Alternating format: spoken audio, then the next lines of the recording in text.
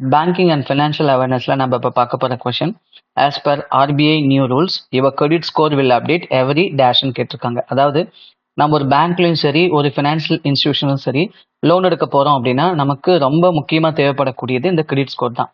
இதெல்லாம் முன்னாடி வந்து பார்த்தீங்கன்னா இந்த கிரெடிட் ரேட்டிங் ஏஜென்சின்னு சொல்லக்கூடியவங்க மந்த்லி ஒன்ஸ் பப்ளிஷ் பண்ணிட்டு இருந்தாங்க. அதாவது மந்த்லி ஒன்ஸ் அப்டேட் பண்ணிட்டு இருந்தாங்க.